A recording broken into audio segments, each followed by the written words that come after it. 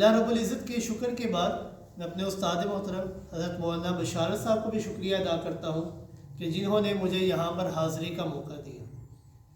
یہاں پر آج ہماری جو حاضری ہوئی ہے اس کی وجہ یہ ہے کہ ہمارے استاد محترم نے 3-4 سال کے اندر قرآن مجید کی تشریح آپ لوگوں تک پہنچائی ہے۔ اللہ رب العزت سے دعا ہے کہ اللہ رب العزت ان کا قرآن مجید کا سنانا اور آپ حضرات کا سننا اپنی بارگاہ میں قبول و منظور فرمائے اور ہم سب کے لیے اس کو باعث نجات بھی بنا دیں۔ قرآن مجید یہ اللہ رب العزت کی لاریب اور بے عیب کتاب ہے۔ قرآن مجید یہ اللہ رب العزت کی ایسی کتاب ہے کہ جس کو اللہ رب العزت نے اپنے آخری پیغمبر جناب محمد رسول اللہ صلی اللہ علیہ وآلہ وسلم پر نازل فرمایا۔ قرآن مجید یہ اللہ رب العزت کا کلام ہے، لیکن اللہ کے کلام ہونے کے ساتھ ساتھ یہ اللہ کی صفت بھی ہے۔ اللہ رب العزت کی اس کتاب کو تمام کتابوں پر اسی طرح فضیلت حاصل ہے جس طرح اللہ رب العزت کو تمام مخلوقات پر فضیلت حاصل ہے۔ جناب محمد رسول اللہ صلی اللہ علیہ وآلہ وسلم نے فرمایا، فضل کلام اللہ تعالی علی سائر الکلام کفضل اللہ تعالی علی سائر خلقہ، کہ اللہ کے اس کلام کی فضیلت تمام کلاموں پر ایسے ہی ہے جیسے کہ اللہ کی فضیلت تمام مخلوقات پر ہے، کہ تمام مخلوقات مل کر اللہ کا مقابلہ نہیں کر سکتے، اسی طرح اس دنیا کی یا باقی دیگر آسمانی کتابیں مل کر اس قرآن کا مقابلہ نہیں کر سکتے۔ یہ قرآن مجید یہ اللہ رب العزت کی نازل کردہ ایسی کتاب ہے کہ اس کے ذریعے اللہ رب العزت نے بہت ساری امتوں کو بلندیوں کے اوپر پہنچا دی، بلندیوں تک پہنچا دی، اور بہت ساری قومیں وہ پستیوں میں ڈوبی۔ آپ صلی اللہ علیہ وآلہ وسلم نے فرمایا، ان اللہ یرفع بهذا الکتاب اقواما ویضع به آخرین، کہ اللہ رب العزت نے اس کتاب کی بدولت بہت ساری امتوں کو بلندیوں تک پہنچایا۔ کن قوموں کو؟ کن کو؟ ان لوگوں کو کہ جنہوں نے اس قرآن کو پڑھا، صرف پڑھا ہی نہیں بلکہ اس کو سمجھا اور اس کی ہر حکم کو اپنی زندگی کے اوپر لاگو کیا۔ وَيَضَعُ بِهِ آخَرِينَ، اور ایسوں کو اللہ نے ذلیل و رسوا کر دیا جنہوں نے اس کتاب کو پسے پش ڈال دیا۔ پسے پش ڈالنے کا عام لوگ یہ معنی سمجھتے ہیں کہ ہم اس کو کور نہیں کرتے، حالانکہ اس کا معنی یہ نہیں۔ اس کا معنی یہ ہے کہ جس طرح آج کے لوگ جو ذلیل و رسوا ہو رہے ہیں یا ان کے اوپر آج مصائب آ رہے ہیں، تکلیفیں آ رہی ہیں، وجہ یہ ہے کہ ہم نے اسے پسے پش ڈال دیا ہے، کیونکہ ہم یہ سمجھتے ہیں کہ ہمیں اس قرآن کو کور نہیں کرنی، بلکہ قرآن کے پسے پش کرنے کا مطلب یہ ہے کہ ہم نے اس قرآن کو پڑھنا چھوڑ دیا، ہم نے اسے غلافوں میں ڈال کر سنبھال کر رکھ دیا۔ علماء کرام سے اکثر آپ نے سنا ہوگا کہ علماء کرام یہ بیان کرتے ہیں کہ کل قیامت کے دن سوال ہوگا، من ربک، من نبیک، ما دینک، کہ تیرا رب کون ہے، تیرا نبی کون ہے، تیرا دین کیا ہے، ان چیزوں کے متعلق سوال ہوگا۔ یہ سارے سوالات احادیث کے اندر موجود ہیں، لیکن کل قیامت کے دن قرآن کے متعلق بھی سوال ہوگا، اور وہ سوال احادیث میں نہیں بلکہ خود قرآن کے اندر موجود ہے۔ اللہ رب العزت نے فرمایا، وَإِنَّهُ لَذِكْرٌ لَكَ وَلِقَوْمِكَ وَسَوْفَ تُسْأَلُونَ، ان قریب میں اللہ پوچھوں گا تم سے اس قرآن کے متعلق کہ میں نے تمہیں قرآن دیا تھا اور تم نے میرے قرآن کے ساتھ کیا کیا۔ جب اللہ ہم سے پوچھیں گے تو ہم کیا بتائیں گے کہ اللہ واقعی آپ نے ہمیں قرآن دیا تھا، ہم نے اسے سنبھال کر رکھ دیا، بچوں کے ہاتھوں سے دور کر دیا تاکہ بے ادبی نہ ہو، بیٹیوں کی شادی ہوتی ہم ان کے سروں پر قرآن رکھ دیا کرتے، تدفین کے لیے جاتے تختیوں کے اوپر آیت الکرسی، اخلاص، سورہ ناس، سورہ فلق وغیرہ لکھ دیا کرتے تھے۔ کہ قرآن ان چیزوں کے لیے آیا ہے؟ قرآن ان چیزوں کے لیے نہیں آیا، قرآن آیا ہے انسان کو سمجھانے کے لیے، قرآن آیا ہے لوگوں کو سمجھانے کے لیے، اللہ کے بارے میں بتانے کے لیے کہ اس کے اندر غور و فکر کرو۔ یہ قرآن تو اتنی عمدہ کتاب ہے کہ اس کا وزن بھی بہت زیادہ ہے، عام انسان کی بات نہیں کہ اس کو سمجھ سکے۔ اللہ رب العزت نے فرمایا لو انزلنا هذا القرآن على جبل لرأيته خاشعا متصدعا من خشية اللہ، کہ اگر ہم اس قرآن کو پہاڑ کے اوپر نازل کرتے، وہ پہاڑ کہ جن کا وزن آج تک انسان جان نہیں سکا، وہ پہاڑ جن کی لمبائی چوڑائی کے بارے میں انسان نہیں جانتا، ان پہاڑوں کے اوپر بھی اگر ہم اس قرآن کو اتارتے ہیں تو دیکھتے ہیں انسان کہ وہ پہاڑ بھی نیست و نابود ہو جاتے ہیں، تباہ و برباد ہو جاتے ہیں اس کے وزن کی وجہ سے۔ آپ صلی اللہ علیہ وآلہ وسلم وادی بطحا میں جا رہے، آسمان کی طرف نگاہ ڈالتے ہیں، دیکھتے ہیں کہ دو فرشتے نیچے آ رہے ہیں، ایک فرشتہ حکم دینے والا، ایک فرشتہ حکم کی تعمیل کرنے والا۔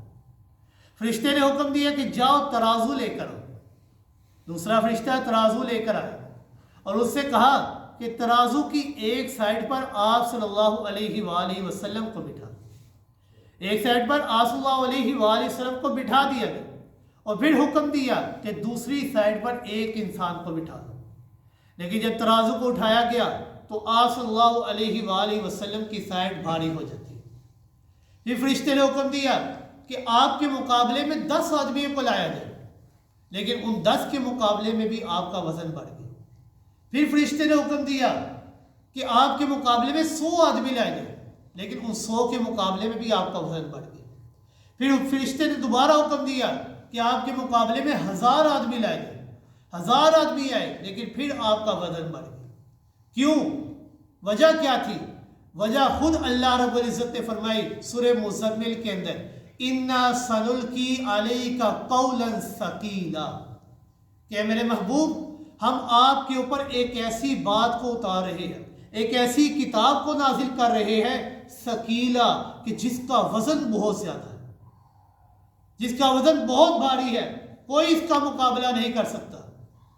اللہ رب العزت نے فرمایا اِنَّا عَرَضْنَا الْأَمَانَةَ عَلَى السَّمَاوَاتِ وَالْأَرْضِ وَالْجِبَالِ فَأَبَيْنَ أَن يَحْمِلْنَهَا وَأَشْفَقْنَ مِنْهَا وَحَمَلَهَا الْإِنسَانُ، کہ ہم نے اس قرآن کو آسمانوں پر پیش کیا لیکن آسمان بھی برداشت نہ کر سکے، زمین پر پیش کیا زمین نے بھی نہ اٹھایا، پہاڑوں پر پیش کیا نہ اٹھایا، لیکن اٹھایا کس نے؟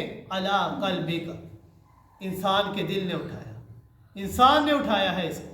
وَحَمَلَهَا الْإِنسَانُ، یہ قرآن یہ بڑی عمدہ اور لاریب کتاب ہے۔ حضرت ابو ہریرہ رضی اللہ تعالیٰ عنہ فرماتے ہیں کہ میں ایک دفعہ بازار میں گیا تو دیکھتا ہوں کہ لوگ سارے کے سارے اپنے کاروبار میں متوجہ ہیں، کسی کو نماز کی فکر نہیں، قرآن کی فکر نہیں۔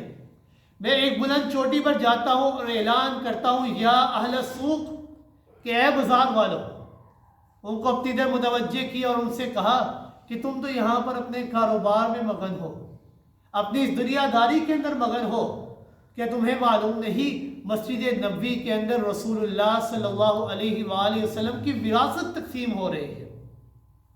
وہ سارے لوگ بھاگتے ہیں مسجد نبوی کی طرف، وہاں پر جاتے ہیں، دیکھتے ہیں کہ وہاں پر تو کچھ بھی تقسیم نہیں ہو رہا، صرف چند لوگ ہیں جو قرآن کی تلاوت کر رہے ہیں اور قرآن کی تلاوت کو سن رہے ہیں۔ وہ واپس آئے اور حضرت ابو ہریرہ رضی اللہ تعالیٰ سے فرمانے لگے کہ اے ابو ہریرہ، ہمیں آپ سے اس بات کی امید نہیں تھی کہ آپ جیسا سنجیدہ انسان بھی ہم سے ایسا مذاق کرے گا۔ حضرت ابو ہریرہ رضی اللہ تعالیٰ فرمانے لگے کہ میں نے تم سے کیا مذاق کیا؟ وہ کہتے ہیں کہ آپ نے ہی نہیں کہا تھا کہ مسجد نبوی میں رسول اللہ صلی اللہ علیہ وآلہ وسلم کی وراثت تقسیم ہو رہی ہے؟ ہم وہاں پر گئے، وہاں پر تو کچھ بھی نہیں، چند لوگ ہیں جو قرآن کی تلاوت کر رہے ہیں اور قرآن کی تلاوت کو سن رہے ہیں۔ تو حضرت ابو ہریرہ رضی اللہ تعالیٰ فرماتے ہیں کہ اے بازار والوں، افسوس میرے اوپر نہ کرو، افسوس اپنے اوپر کرو، کیونکہ تم نے دنیا کے مال کو آپ صلی اللہ علیہ وآلہ وسلم کی وراثت سمجھا ہے۔ آپ صلی اللہ علیہ وآلہ وسلم کی وراثت یہ دنیا کا مال نہیں، دنیا کا عیش و آرام نہیں، دنیا کی آسائشیں نہیں، بلکہ رسول اللہ صلی اللہ علیہ وآلہ وسلم کی وراثت یہ اللہ کا قرآن ہے، قرآن کا پڑھنا، قرآن کا پڑھانا ہے۔ اسی لیے آپ صلی اللہ علیہ وآلہ وسلم نے فرمایا خیرکم من تعلم القرآن وعلم، تم میں سے بہترین وہ شخص ہے جو قرآن کو پڑھتا ہے اور لوگوں تک پہنچاتا ہے، لوگوں کو پڑھاتا ہے۔ حضرت عبداللہ بن مسعود رضی اللہ تعالیٰ فرماتے ہیں کہ بسم اللہ الرحمن الرحیم کے 19 حروف ہیں، ان کے حروف کو گن لیں تو 19 حروف بنتے ہیں، اور قیامت کے دن جہنم کے جتنے فرشتے جو داروغے ہیں، جو باہر نہیں آنے دیتے، ان کی تعداد بھی 19 ہے، علیہا 19، ان کی تعداد 19 ہے۔ آپ صلی اللہ علیہ وآلہ وسلم فرماتے ہیں کہ جو انسان صدقے دل سے ایک مرتبہ بھی بسم اللہ الرحمن الرحیم کو پڑھ لیتا ہے، اللہ رب العزت کل قیامت کے دن انسان کو ان 19 فرشتوں سے نجات عطا فرمائے۔ یہ ایک ایک حروف پڑھنے پر اللہ رب العزت انسان کو 10 نیکیاں عطا فرماتے ہیں۔ اور آپ صلی اللہ علیہ وآلہ وسلم نے الف لام میم کی مثال دی، اور الف لام میم یہ حروف مقطعات میں سے ایسے حروف کہ جن کے معنی کو کوئی نہیں جانتا، اللہ بہتر جانتے ہیں، اللہ اعلم بمرادہ بذالک، اللہ جانتے ہیں، انسان نہیں جانتا۔ لیکن آپ صلی اللہ علیہ وآلہ وسلم نے مثال ایسے حروف کی دے دیتے کہ جن کا معنی انسان جانتا۔ آپ صلی اللہ علیہ وآلہ وسلم نے الف لام میم کیوں کہا؟ یہ بتانے کے لیے کہ اے انسان کہ اگر تو الف لام میم صرف پڑھ لے، اس کا معنی بھی تو نہیں جانتا، محض پڑھنے پر اللہ رب العزت 10 نیکیاں عطا فرما دے۔ اور جو انسان معنی کو جانتا ہو، حضرت عبداللہ بن عباس رضی اللہ تعالیٰ فرماتے ہیں کہ میرے لیے ایک آیت کا سیکھنا ترجمے کے ساتھ، تفسیر کے ساتھ، ایک آیت کا سیکھنا سمجھنا پورا قرآن پڑھنے سے بہتر ہے۔ یعنی انسان ایک آیت کو سمجھ لے۔ یہ قرآن مجید یہ اللہ رب العزت کی لاریب اور بے عیب کتاب ہے۔ یہ اتنی عمدہ کتاب ہے کہ آپ صلی اللہ علیہ وآلہ وسلم فرماتے ہیں خیرکم من تعلم القرآن وعلم، تم میں سے بہترین وہ ہے جو قرآن کو پڑھتا ہے اور پڑھاتا ہے۔ اور آپ صلی اللہ علیہ وآلہ وسلم نے فرمایا کہ ایسی مجلس جس کے اندر درس قرآن دیا جا رہا ہے، قرآن کی باتیں کی جا رہی ہیں، ایسی مجلس کے اندر اللہ رب العزت کل قیامت کے دن بے شمار انعامات دیں گے۔ لیکن اس دنیا کے اندر اس موقع کے اوپر اللہ رب العزت 4 انعامات نقدی عطا فرماتے ہیں۔ وہ 4 انعامات کون سے ہیں؟ آپ صلی اللہ علیہ وآلہ وسلم نے فرمایا پہلا انعام حفتہم الملائکہ، کہ فرشتے ان کو اپنے گھیرے میں لے لیتے ہیں، اور وہ گھیرا اتنا بلند ہوتا ہے کہ زمین سے لے کر آسمانوں تک ہوتا ہے، کوئی جن کوئی شیاطین اس گھیرے کے اندر داخل نہیں ہوگی۔ گویا کہ انسان ان کپڑوں کے اندر نہیں، فرشتوں کے نورانی پڑوں کے اندر ہوتا ہے، جس محفل میں قرآن کی تعلیم دی جا رہی ہے، قرآن کا درس ہو رہا۔ دوسرا انعام کیا ہوتا ہے؟ غشیتہم الرحمہ، اللہ کی رحمت انہیں ڈھانپ لیتے ہیں، گویا کہ انسان دریائے رحمت کے اندر ڈوب رہا ہے۔ تیسرا انعام کیا ملتا ہے؟ نزلت علیہم السکینہ، کہ اللہ رب العزت ایسی محفل میں جتنے بھی لوگ ہوتے ہیں ان کے دلوں کے اوپر اللہ سکون اطمینان نازل کر دیتے ہیں۔ یہ سکون اور اطمینان یہ ایسی دولت ہے کہ آج کا امیر سے امیر ترین انسان بھی اس دولت کو چاہتا ہے۔ یہ انسان کو ملتا نہیں، یہ مال و دولت سے سکون اور اطمینان نہیں ملتا، یہ سکون اور اطمینان ملتا ہے تو اللہ کے ذکر سے ملتا ہے۔ الا بذکر اللہ تطمئن القلوب، یہ مال و دولت سے نہیں ملتا۔ اور چوتھی نعمت، چوتھا انعام کیا ملتا ہے؟ اللہ رب العزت نے فرمایا ذکرہم اللہ فی من عندہ، کہ ایسے بندے جو قرآن کے درس قرآن میں بیٹھے ہوئے ہیں، اللہ رب العزت ایسے بندوں کا ذکر اپنے مقربین فرشتوں کے پاس کرتے ہیں۔ اور یہ انعام سب سے بڑا انعام ہے کہ اللہ رب العزت ہمارا نام اپنے مقرب فرشتوں کے پاس لے رہے ہیں۔ حضرت ابی بن کعب رضی اللہ تعالیٰ سے آپ صلی اللہ علیہ وآلہ وسلم نے فرمایا کہ ابی بن کعب آپ مجھے قرآن کی تلاوت کر کے سنائیں۔ حضرت ابی بن کعب رضی اللہ تعالیٰ فرماتے ہیں اقرأ علیک وانزل علیک، کیا میں آپ کو پڑھ کے سناؤں حالانکہ قرآن تو اتنا بھی آپ پڑھیں؟ تو حضرت ابی بن کعب نے یہ فرمایا تو آپ صلی اللہ علیہ وآلہ وسلم فرماتے ہیں کہ اے ابی بن کعب یہ میں نہیں کہہ رہا بلکہ رب کائنات نے فرمایا ہے۔ حضرت ابی بن کعب رضی اللہ تعالیٰ بڑے حیران، وہ کہنے لگے کیا جبریل امین آپ کے پاس جو وحی لے کر آئے ہیں اس وحی کے اندر کیا واقعی میرا نام آیا ہے؟ کہ اللہ رب العزت فرما رہے ہیں۔ تو آپ صلی اللہ علیہ وآلہ وسلم نے فرمایا کہ ہاں، حضرت جبرائیل علیہ السلام جو وحی میرے پاس لے کر آئے ہیں اس کے اندر اللہ رب العزت نے تیرا نام لیا ہے۔ جبریل نے بعد میں تیرا نام لیا، پہلے اللہ رب العزت نے تیرا نام لیا کہ ابی بن کعب سے کہا جائے کہ وہ قرآن کی تلاوت کرے۔ یہ قرآن بڑی عمدہ کتاب ہے، اور جو انسان یہ قرآن کی تلاوت کرتا ہے اللہ رب العزت ایسے بندوں کا ذکر فرشتوں کے پاس کیا کرتے ہیں۔ اس درس قرآن میں جتنے بھی لوگ ہیں اللہ رب العزت ان کا ذکر اپنے مقربین فرشتوں کے پاس کرتے ہیں۔ اللہ رب العزت نے خود ارشاد فرمایا ہے فَاذْكُرُونِي أَذْكُرْكُمْ، تم مجھے یاد کرو میں تمہیں یاد کروں، تم مجھے فرش پر یاد کرو میں تمہیں عرش پر یاد کروں، تم مجھے زمین میں یاد کرو میں آسمانوں میں تمہیں یاد کروں، تم مجھے بندوں میں یاد کرو میں تمہیں فرشتوں پہ یاد کروں گا، تم مجھے گناہ گاروں میں یاد کرتے ہو میں تجھے پاکوں اور معصوموں کے اندر یاد کیا کروں۔ فَاذْكُرُونِي أَذْكُرْكُمْ، تم مجھے یاد کرو میں تمہیں یاد کروں گا۔ اور آپ صلی اللہ علیہ وآلہ وسلم سے قبل جتنے بھی انبیاء تھے اللہ رب العزت نے انہیں دین کا پیغام لوگوں تک پہنچانے کا حکم دیا۔ وہ دین کا پیغام لوگوں تک پہنچایا کرتے تھے، اپنی امتوں کو دیا کرتے تھے، لیکن دن کے وقت دیا کرتے تھے۔ لیکن جب آپ صلی اللہ علیہ وآلہ وسلم کی باری آتی ہے تو اللہ رب العزت نے فرمایا یا ایھا المزمل قم اللیل الا قلیلا نصفہ او انقص منہ قلیلا، کہ اے میرے محبوب کہ آپ دن کے وقتوں میں اللہ کا پیغام لوگوں تک پہنچاتے ہیں، توحید کو پہنچایا کرتے ہیں، قرآن کی تعلیم دیا کرتے ہیں، لیکن جب رات کی تنہائی ہو، رات کا وقت ہو، کوئی دیکھنے والا نہ ہو، تب آپ راتوں کو جاگ جاگ کر میں اللہ کو قرآن سنایا کریں۔ یا ایھا المزمل قم اللیل الا قلیلا، لیکن میں یہ بات جانتا ہوں کہ آپ ایک بشر ہیں، تھک جاتے ہیں، چلے پوری رات نہیں آدھی رات جاگ جائے، تھوڑی دیر کے لیے جاگ کر میں اللہ کو قرآن سنایا کریں۔ یہ قرآن مجید یہ بڑی عمدہ اور لاریب کتاب ہے۔ حضرت علی رضی اللہ تعالیٰ فرماتے ہیں کہ آپ صلی اللہ علیہ وآلہ وسلم نے فرمایا انہا ستکون فطرت، کہ ہم قریب تم لوگوں کے اوپر ایک ایسا زمانہ آئے گا کہ اس کے اندر بڑے ہی زیادہ فتنے ہوں گے۔ حضرت علی رضی اللہ تعالیٰ نے پوچھا یا رسول اللہ صلی اللہ علیہ وآلہ وسلم مل مخرج، ان فتنوں سے نکلنے کا کیا ذریعہ ہوگا، کیا راستہ ہوگا؟